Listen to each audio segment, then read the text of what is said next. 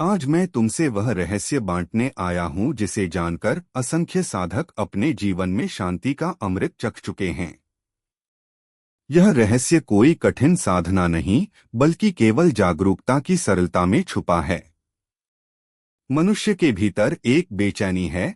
वह भूतकाल की परछाइयों में उलझा रहता है या भविष्य की कल्पनाओं में खोया रहता है, और इसी में उसका वर्तमान पल धीरे धीरे रिसता जाता है, जैसे हाथ में पकड़ा पानी। भूतकाल में जितनी भी घटनाएं घटीं वे आज स्मृति मात्र हैं। उन्हें बदलने की शक्ति किसी के पास नहीं। जितना चाहो पछताओ, चाहो तो आंसुओं की धारा बहा दो, बीता हुआ वापस नहीं आएगा। भविष्य भी एक छलावा है, उसके बारे में हम सोचते तो बहुत हैं, लेकिन यह सोचना हमारे हाथ में कुछ ठोस नहीं लाता।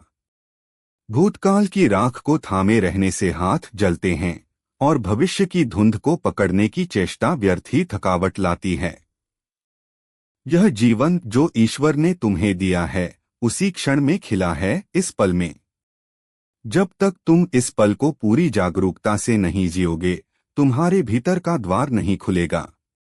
सच्चा साधक वही है जो वर्तमान को परमात्मा का वरदान मानकर उसे पूरी तन्मयता से जीता है। कई लोग कहते हैं, महाराज मेरे साथ अन्याय हुआ, मैं भूतकाल की पीड़ा से मुक्त नहीं हो पाता। मैं कहता हूँ, जब तुम वर्तमान में आओगे तभी पुराने घाव भरेंगे। भूतकाल की पीड़ा को सहेज कर रखना ऐसा है जैसे अपने ही हृदय में कांटे चुभोते रहना।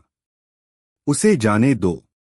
वर्तमान की मिट्टी में ही जीवन का वटवृक्ष अंकुरित होता है। यदि तुम हर क्षण को परमात्मा की उपस्थिति समझकर जियो, तो तुम्हारे भीतर भय, दुख और व्यर्थ की चिंता गलने लगेगी। हर सांस एक अवसर है सजग होने का, धन्यवाद करने का, और जीवन को उसकी संपूर्णता में अनुभव करने का। पिछला पल बीत चुका है, अगला पल अनिश्चित है। केवल यह क्षण ही सत्य है।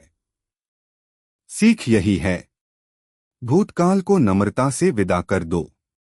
भविष्य को श्रद्धा से ईश्वर के हाथ सौंप दो। अपने मन, वचन और कर्म को इस पल में स्थापित करो।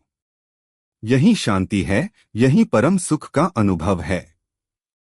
वर्तमान में जीना ही मोक्ष की पहली सीढ़ी है। आज से प्रतिज्ञा करो, अब मैं जागूंगा, अब मैं हर क्षण में रहूंगा। यही साधना, यही सफलता।